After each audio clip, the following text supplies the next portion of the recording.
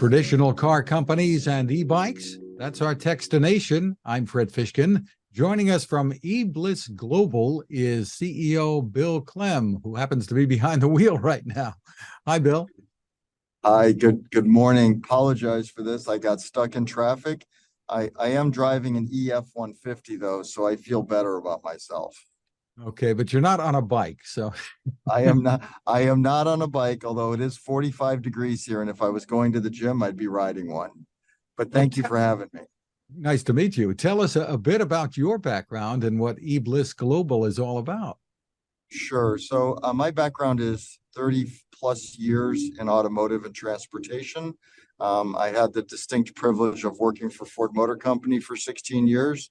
As my childhood dream, I got to accomplish that. So did sales, marketing, finance, all these various jobs inside of Ford. And then I went off and did a few entrepreneurial things outside of Ford. I had a large auto dealer services business with over 7,000 clients, car dealers. And then after that, I raised a bunch of money and built an intellectual property licensing business around a transmission technology. So I had 800 patents and over 16,000 patent claims for the replacement of gears. That transmission is one of the fundamental drive systems we use at eBliss. We are an OEM for e-mobility products. Specifically today, we're talking about e-assisted bicycles. So we make e-bikes today, and we distribute them across North America. And this is under the Always brand name? Yeah, so we have three brands that we take to the marketplace. Always is our auto dealer focused brand, and I'll speak more about that. We have another brand, high-end brand called The Ride, in which we take to market kind of our premium cutting edge products. And then we have a private label business in which we private label for a company called Tomberlin, which sells low speed vehicles, LSVs. Very interesting. So tell us about the features of the bikes that you're making and how they're different. Yep. So as I look at bikes, so one of the things I learned inside of automotive when you develop vehicles is the first thing you look for is what the failure modes of your vehicle, of the piece of transportation equipment is. And then from an engineering perspective, how do you engineer those failure modes out? Because ultimately what you want is you want the consumer to have an enjoyable experience and not worry about premature failures on the vehicle. And premature is in the consumer's mind. So what we offer is every single bike or system that we take has a carbon fiber Kevlar belt. All of our bicycles or pieces of equipment also have a sealed transmission. Everything we do is minimalist as far as push buttons. So we try and make a very easy interface with the consumer. That's our premise. So when I had New Vinci, which was our transmission business, we launched transmissions in e-bikes across Europe. So we were one of the pioneers in e-mobility in Europe as a drive system. And I sent a team into 1,000 consumers' homes and asked them what were the three things that they wanted on their bike or e-bike. And these were Dutch consumers. So as everybody knows, the Dutch are big cyclists. And there was three things that I call universal global truths, because it came from 1,000 people. And it applies to the US as well. The first is the quality of the seat and the touch points on the vehicle. So how does that feel when you get on it? Uncompromising quality of touch points and seats. The second is the quietness of the drivetrain, because consumers universally, if they're riding a bike, they want to enjoy the noises of nature and outside, not necessarily the grinding of gears and what the Dutch call door trapping. The third aspect is going to be maintenance or lack thereof. So our bikes, the only maintenance that's required on our bikes are going to be brake pads and tires. So we've eliminated a bunch of the derailleur tunings, no mechanical brakes, all hydraulics. So we've really engineered in safety and convenience for the customer and designed out the needs for unnecessary maintenance. And you're, as you mentioned, with one of the brands, bring them into car dealerships. Tell us about the reception there and why that makes sense. So car dealers last year did $1.7 trillion of revenue in the United States of America. So there's 17,000 roughly car dealers in America. They see 2.3 million consumers a day that spend money for their transportation needs at a dealership.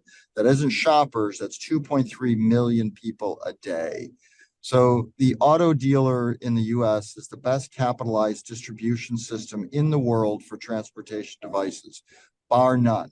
The dealers are the biggest, they have the biggest balance sheets, but the dealers are under threat because of collapsing margins from the original equipment manufacturers on the new vehicle side.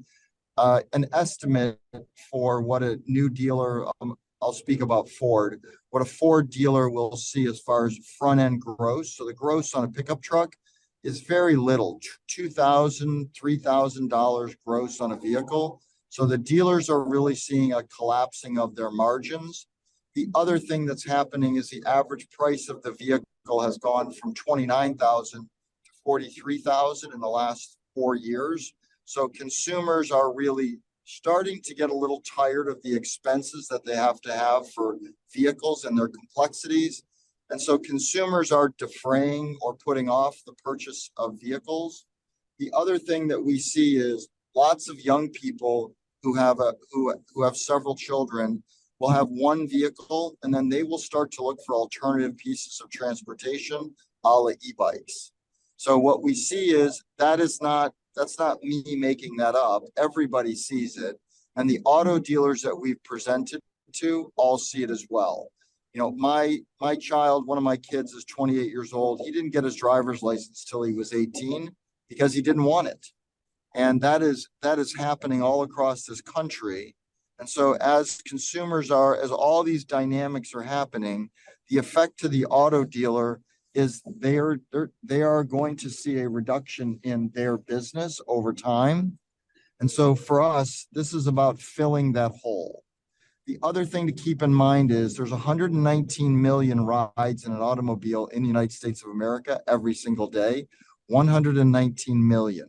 29 million of those rides are less than a mile. So the worst thing you can do to a 63,000 component internal combustion engine vehicle is drive it a mile. Actually, the second worst. The worst to do is let it idle. But the second worst to do is to take 29 million times a day and drive it a mile.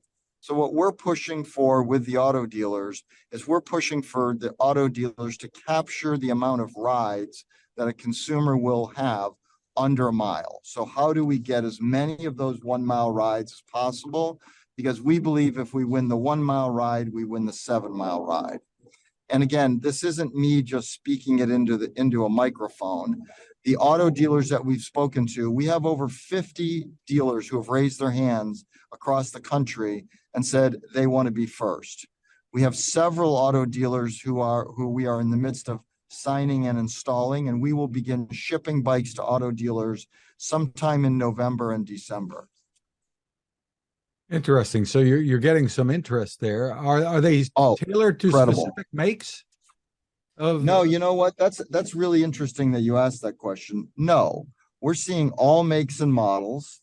We're seeing this across the platform. So one of the things that you would think is maybe the Subaru guys, right? Because Subaru kind of has that consumer appeal of that kind of customer, right? Outdoorsmen, e-bikes, bikes. We're seeing them from everybody.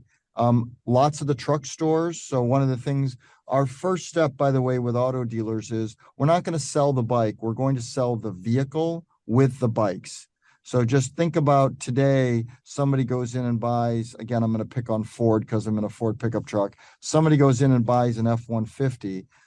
You can offer them 2 e-bikes and a rack for the back of that truck. And that consumer can leave with now a set of vehicles where a set of partners, a husband and a wife, or 2 people can actually utilize these kinds of e-bikes and bikes along with their vehicle, and they get a complete transportation set of equipment for all kinds of use cases that they would like to see. Interesting. And there is, even though they're e-bikes, there is a fitness component of sorts because they do require, many of them at least, some pedaling, right? Absolutely. So all of our e-bikes are either, so they all have, excuse me, all but one have a throttle, so one of them doesn't, but all of them have the ability to have what's called have a torque sensor, which means that when you put power in the pedals, the assist comes in and kicks in effortlessly underneath you. So yes, it does feel like the hand of God is pushing you along, but you still have to do some work. You can just ride them on throttle. You'll go through the battery a lot faster, but what we find from consumers is kind of a balance. Sometimes when they go to take off, they use the throttle, and then they push through with pedaling. But we are, again, you're seeing in the United States, there was more e-bikes sold in the US last year than there was e-cars. So again, the marketplace is really gravitating towards these bikes. And if you just think about 1 million bikes sold in the United States of America, e-bikes last year, over 1 million. And think about that as several thousand to $3,000 a bike at retail. This is a large industry that's now burgeoning, and the auto dealers see that. By the way, the other thing in the United States is there is no economically advantaged mass distribution system for e-bikes like there is in Europe. In Europe, the both auto dealers sell e-bikes, which is a little known fact. But the other thing is that the other groups that sell the e-bikes are a very well capitalized retail distribution system. There's about 13,000 bike dealers in Europe. And because the average sale of a pedal bike in Europe is sometimes over 2,000 euros, those dealers have had quite a bit of revenue and have quite a bit of income that's come in for the last 20 years. So they're much better capitalized. So we see those dealers. So we don't see that level of economically advantaged distribution in the US. So that's the case we're making to car dealers.